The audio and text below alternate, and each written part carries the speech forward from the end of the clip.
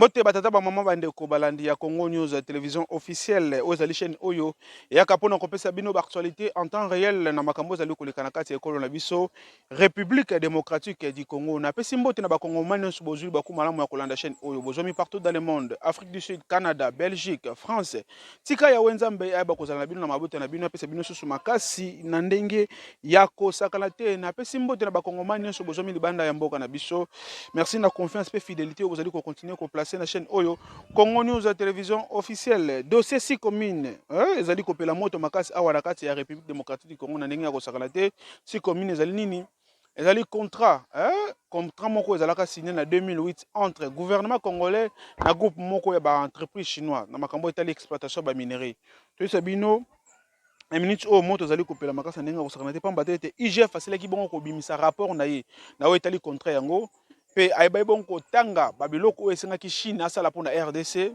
pe ba entreprise wana chinois baza incapable ya kosala yango pe gouvernement congolais azwi bongo perte makasi na ndenge ya kosakana te dossier yango eindi makasi na awa na kati ya mboka na biso République démocratique du Congo pe bokolanda lisusu modèle nini na prison centrale kuna na Kindu et pas wapi ministre ba droits humains mwana mboka Fabrice Poela akende bongo komona mwana mwasi moko bakangaka ye na dossier ya RCLR dossier RCLR o bakangaka ye wana kotaka bongo na kati ya prison wana na zemi ya 8 mois na zemi ya 8 mois bakondanaka ye na 2 ans de prison pe ayeba bongo kosila kobota na kati ya prison pe ba condition oyo ya boteleki na kati ya prison wana en tout cas esalaki pasi makasi ndenge ya kosakana te bokolanda yango awa na kati ya chaîne na biso Congo News télévision officielle pe awa na kati ya Congo News télévision officielle bokolanda lisusu modèle délégation moko ezalaki conduit pa ya mwana mboka Mboso Kodia et pa ya ancien ministre ya justice mwana mboka Luzolo Bambi ayeba bongo ko présenter équipe moko o bakozala wana pona ko kotala makambo etali politique ya justice traditionnelle justice traditionnelle bobo sanate ke ezalaki cité na rapport mapping oyo ya mwana mboka Denis Mukwege oye na kati ya rapport yango asengaka kaka justice traditionnelle e babongo kosalama parce que tokoki jamais kolimisa ba crime oyo esalama na mboka na biso sans que to reconnaître ba mabe oyo elekaki tala tina ete délégation wana ezalaki conduit pa ya mwana mboka Luzolo Bambe pa ya président ya assemblée nationale ba bongo kosolo na tina ya comité yango bokolanda yango awa na kati ya Congo News télévision officielle opération coup de poing sengeli bobaki ezali opération oyo ezalaki lancé na hôtel de ville epai ya mwana mboka Gentini Ngobila Mbaka ye na vice gouverneur na ye Jekoko Mulumba na kodégager bongo ba voie publique ya kobukaka bongo bato batonga likolo ba caniveau sengeli bobaki dossier yango na minute oyo congolais nyonso azali kolela na tina yango bokolanda yango awa na kati ya Congo News télévision officielle. Mesdames et messieurs, nous sommes très heureux ya kokuta na bino na ngonga oyo dossier si commune toyebisi bino na minute oyo ezali kobota chivundu makasi na ndenge ya kosakana te epai wapi moto nyonso azali concerné na kati ya dossier yango azali kolenga parce que rapport ya IGF toyebisi bino rapport ezali costaud makasi na ndenge ya kosakana te epai wapi IGF ayebi onko étaler ba vérité na makambo esengaki groupe wana ba société chinoise ba kosala bongo na kati ya mboka na biso batikala jamais kosala yango sur ba somme oyo ezalaki bango ba décaisser na mboka na biso jusqu'aujourd'hui l'état congolais a bénéficié kaka na 822 millions au lieu de 3 milliards de dollars. Quelle perte pour na mboka na biso. Bon na dossier yango esengeli baki congolais nyonso aza na kanda mais groupe mususu ya ba congolais bazali kosepela na rapport ya IGF te balobi non IGF asali makambo na ndenge ya mabe makasi na ndenge ya kosakana te ebele ba congolais bazali kobosana IGF azande pour l'intérêt ya mboka na biso esengeli IGF alandela ba dossier mususu ba réalité nini ezalaki na kati ya contrat wana maintenant un groupe ba individu basangani bazali kobundisa IGF na tina ya rapport wana ndeko nanga azali kosala pasi parce qu'il y a comme on a moto aza censé ya ko défendre mboka na ye ya komi ko défendre intérêt ya bapaya ozali kobosa na Congo tokotika lobi na bana na biso sengeli za la Congo moko za costaud bana na biso bakoya lobi baloba papa babundaki lelo yo tala biso to bénéficier na Congo moko eza ya malamu mais yo papa on oza censé ya kobunda pona mboka na yo ozali kokende no ko défendre ba intérêt ba individu na place biso nisto sangana na sima IGF pour te toyeba ko réclamer ba droit na biso o esengi mboka na biso yeba ko zwa epa ya ba groupe mona ba société chinoise yozaka wana pona ko critiquer IGF yozaka wana pona ko loba mabe na IGF oza ko bosa na ete oza redevable devant cette nation oleke yo sel la mboka no malamu yozali ko tuna mboka esalela oni yo banana ko sel la mboka makama malamu de ko nanga zali passe makasi ndenge ya ko sakana te ya ko mona ba congolais musu modèle bazali ko se comporter en tout cas eza passe donc ye aponi na ye azala malamu mais batu musu ba souffrir yo na ngamu na yo zali ko ponoza la malamu olia kitoko mais ba congolais musu bazali ko souffrir bazali ko lela nzala. Na place mbongo fallait kota na caisse ya l'état et comme kokota na poche ba individu wana ba komi ko se retrouver na contrat o esengaki gouvernement congolais ba bongo ko gagner société ngo bandimaka bongo bakotonga ba hôpitaux, bandimaka bongo bakotonga banzela sur contrat wana ezaki na makambo ebele elobamaki ekosala ti lelo esalama te. Maintenant IGF esengi ete na bakompani wana bayeba bongo kokokisa mayo bongo balakaka bakosala na mboka na biso baza incapable ya kosala yango. Maintenant groupe baindividu babimi bakomi kodéfendre na intérêt ya bapayoleki ya défendre intérêt ya mboka na ye eza mpasi makasi na ndenge ya kosakana te. Déséquilibre criant qui a été constaté. Les bradages, la dilapidation de nos minéraux constatés dans ces contrats a été également l'œuvre de beaucoup de fils égarés de notre pays qui ont accompagné les entreprises chinoises dans cette œuvre macabre contre notre pays. L'IGF et la PCSC, sous l'impulsion du chef de l'État, disent non aux investissements déséquilibrés. Sans plus tarder, tout le Canada dossier et l'Assemblée nationale pas web mon amboka mbosoko da esila ibongo koyamba équipe oeza dirigée pour nakoyeba kotala makambo etali bongo politique ya justice traditionnelle zalaki conduit par ancien ministre justice mon amboka Luzolo Bambi. Sans plus tarder bolanda élément na bongo tokozonga poto solola. J'ai conduit la délégation des membres du comité scientifique qui a été chargé d'élaborer la politique nationale de justice transitionnelle pour notre pays. Au regard de l'évolution de la situation, par rapport au contexte de l'état de droit, de la justice et des droits de l'homme, il est apparu nécessaire de rencontrer l'honorable président de l'Assemblée nationale pour l'imprégner de l'opportunité, de la nécessité pour l'Assemblée nationale de prendre à bras le corps la question relative à la justice transitionnelle de notre pays. Tenez, tout le monde sait depuis un moment les efforts inlassables que fournit son Excellence Monsieur le Président le chef de l'État pour apporter une réponse à la situation qui se passe à l'Est. Mais cette situation de l'Est, ce sont des crimes, des pillages en perpétration dans notre pays depuis 25-30 ans, avec comme conséquence un dégât 6 à 10 millions de morts. Comment pouvons-nous parler de réconciliation nationale? Comment pouvons-nous parler mieux, même des élections, sans pouvoir apporter une réponse à ces milliers de morts et de morts qui se comptent encore tous les jours? Il a donc été question, et le chef de l'État l'a bien perçu, de mettre en place une politique de justice transitionnelle qui porte sur 4 piliers. La vérité, la justice, donc les poursuites judiciaires, la réparation de victimes et les garanties de non-répétition. La vérité, parce que les Congolais doivent savoir qu'est-ce qui s'est passé pour qu'on perde 6 à 10 millions de morts, avec un taux de victimisation pour un pays qui compte 80 à 100 millions, un taux de victimisation de 10 à 15% des victimes congolaises, directes ou indirectes. Il faut que le peuple comprenne la vérité. Le travail du comité scientifique a commencé aussi en appui de ce qui se passe au Kasaï central, avec la commission provinciale Vérité et Réconciliation sur le phénomène Kamouina Sapou, par exemple. Ça, c'est un pilier, la vérité. Le deuxième pilier, c'est la justice. Est-ce qu'on peut comprendre, dans un pays où il y a 6 à 10 millions de morts, que des poursuites judiciaires ne soient pas organisées, de manière à dissuader les gens, ceux qui sont encore en train de nous endeuiller? Donc il faut mettre la justice congolaise en ordre de bataille pour que des institutions judiciaires soient créées.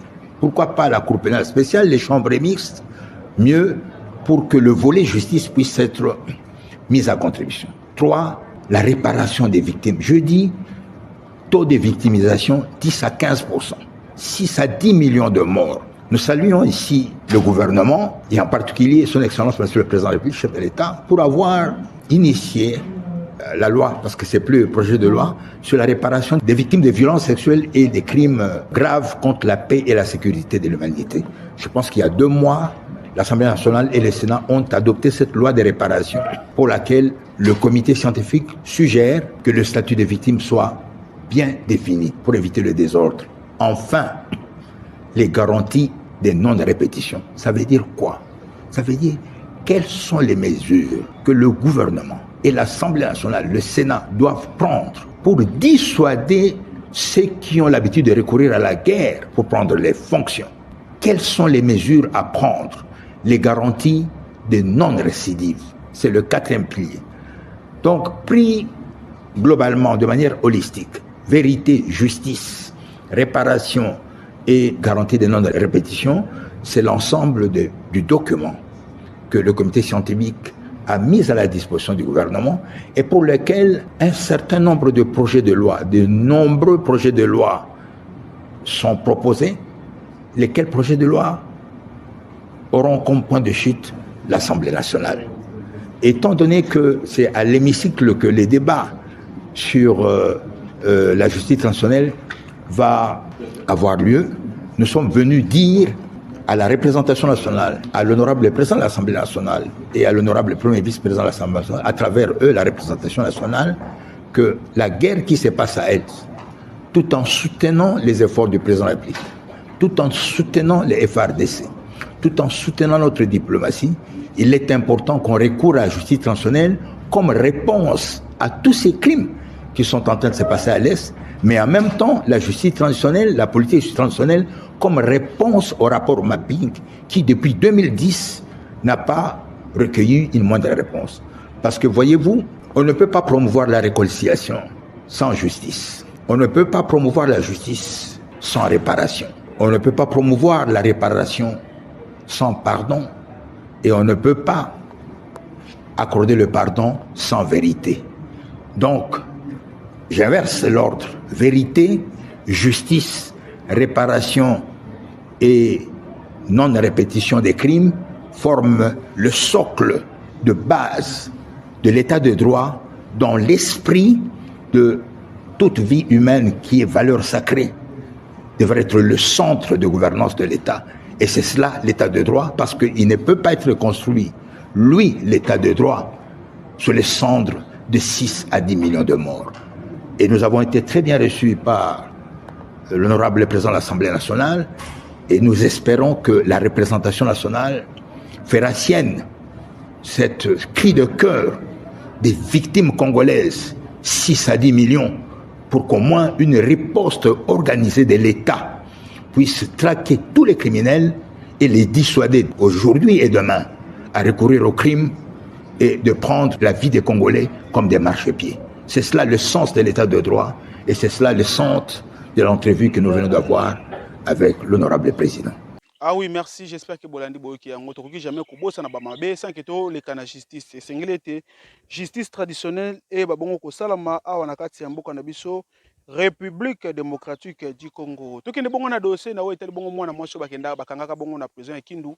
En tout cas, image wana na yebi ke kopesa bino pasi. En tout cas, Congolais to changer mitema. Ya kondima kokanga mwana mwasi oyo aza na zemi ya 8 mois kotia na prison pe ya asila ibongo ko boita pe susu na kati ya prison yango. Eza pasi makasi na ndenge ya kosaka na te bolandele ma wana bongo tokozonga lisuku to solola. Na zemi ya 8 mois. Ya 8 mois. Yo pe oza na association de malfaiteurs. Moninga na ngande ya elinga biloko na bombela ye. Après ko elanga biloko baye bakaninga biloko ezo bomba eza baibi yango. Bosi koyo. Nde boninga na ngawa na akimi na ye. Azomona na te. Eza biloko nini? Ezalaki de bateri na saki moko ya ni na gode ya mokongo kaka. Bateri. Nde yo obombaki. Moninga wana yo yeba ikazaka muyibi. Na yeba kateke azalaka muyibi. Bala. Mosa soda? Nazama sia soda te. Mobali no aza wapi? No mais yo na yebo za kofanda wapi? To bande ofanda kaka wakili. Est-ce que si au sambi? Na samedi déjà. Déjà condamné. Oui. Déjà condamné.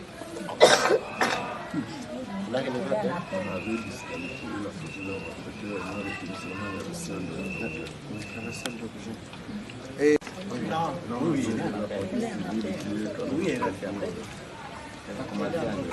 pour suivre un peu sa situation au niveau de la peine.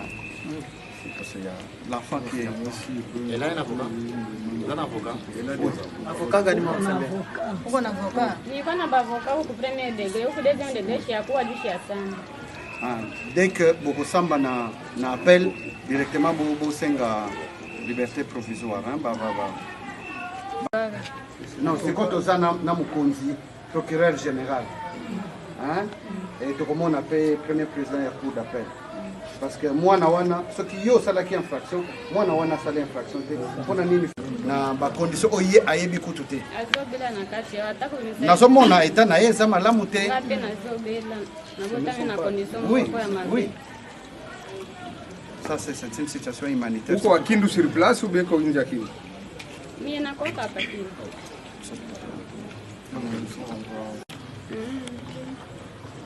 Jina yake nani? Maître Abubakar. Maître Saleh.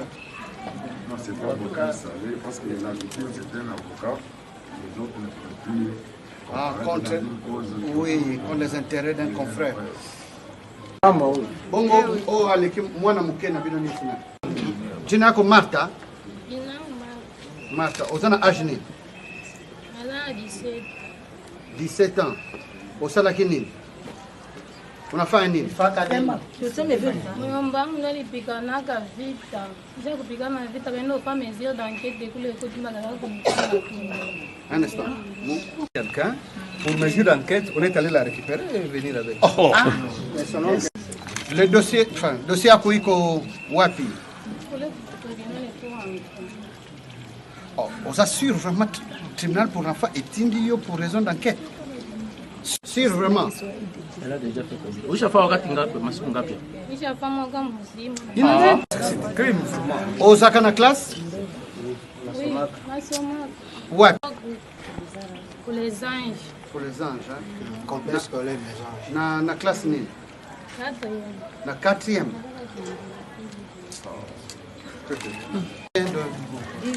10 ans. Obomaki mutu? batukutaki motara moko ya utiloja ayaki kutika bato mwana ya ndeko na ngai aiko kopande pa na ngai 2 jours 3e jour bayikokanga ye bakangaki na ngai babimisaka te eloko moko na ndako na ngai te ya sisi zela moto yango wana yo il y a quand même une exemption pour les membres de famille nous pour les gars na ye pe bakangaki Deschamps son beau-frère ndio son beau-frère voulait seulement cultiver là où elle cultivait. Wotalima tena mule ae na mimi shilimake na we njo vita kule kumashamba tukana kushanga mimi nakuya sasa kujini napita kuna polisi naenda staki sasa naenda staki tunaenda samba anashindwa sheria sasa na bana jishe maneno banamwambia wewe uko na yako pori na kaka yako uko na yake pori bali niumizana kupanga na mimi nikapanga njo mimi nikamwambia njo sasa mimi nikabaka jishe pale yaka kosa sheria njo akaenda tani. Okay, ça va. Tunasikia. Lito nini? Nazomona posono wana. Maladi ngozule mgonjwa mgonjwa hapana. Magonjwa gani? Yo ba poursuivre yo na infraction ni.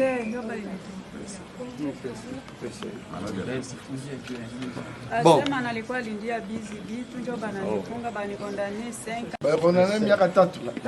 Miaka 5. Ushafa miaka ngapi? 5. Elle a déjà fait 3 ans. Opération coup de poing na kosenga na bona nda image wana bongo tokozonga poto solola awa na kati ya Congo News télévision officielle.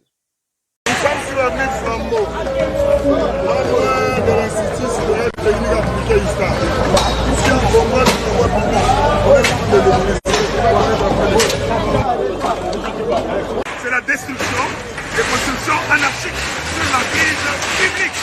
Plusieurs fois nous avons dit, on a insisté, ils ne comprenaient pas. Maintenant nous passons à l'acte.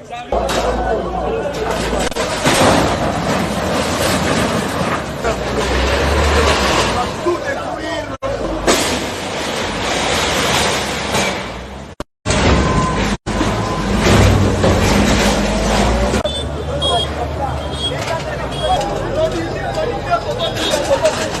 Papa oyo atongi lopango na ye likolo ya caniveau donc otala bino moko caniveau vraiment yango oyo ebandi awa na se oyo nyonso bozomona caniveau donc ye aye vraiment atongi lopango na ye nzela ezalaki akulu ezalaki atekasi ya monene ezoleka après d'abord kosala bayokanga place yango etikali kaka bien bamai koya par rapport ya grandeur batiki oyo eza moke ezalaki mpenza na place mwa monene soma reference ekei abombi etinda na kati ya lupango abukimi apusani kuna na libanda espace oyo mpona mai elekaka eyoleka su moke par rapport nde andoleka quantité andoleka yaki ebele ekoleka ekoyi moke so mai ekoleka ebele tokozama kozinda te yango nde ezokoze ba inondation nayebi te yango menga nayebi yango koyi etikali awa boneli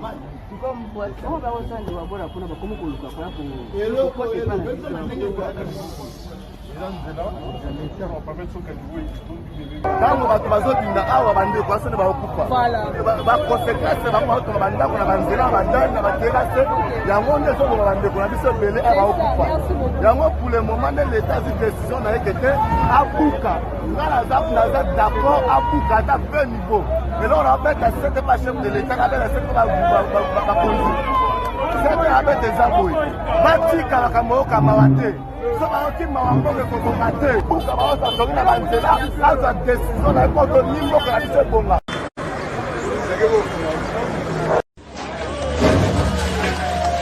umela papa bana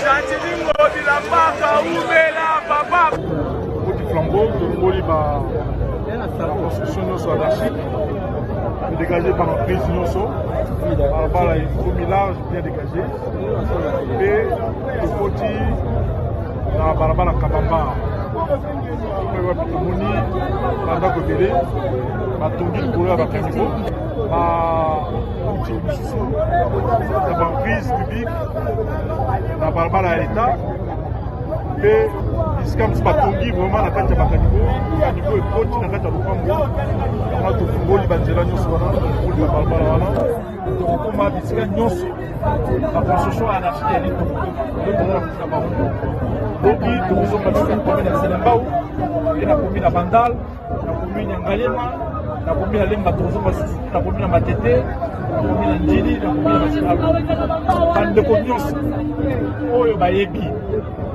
batonga likolo ya bakanivo basala baconstruction anarchique sur les emprises publiques.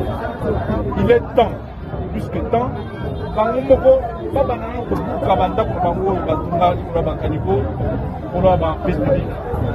Lelo tokomi na sheta sheta eza na particularité moko ndambo batongi yango sur l'emprise publique to na balabala ndambo mosusu ezali na limite normale ya cadastre eza bien cadastre.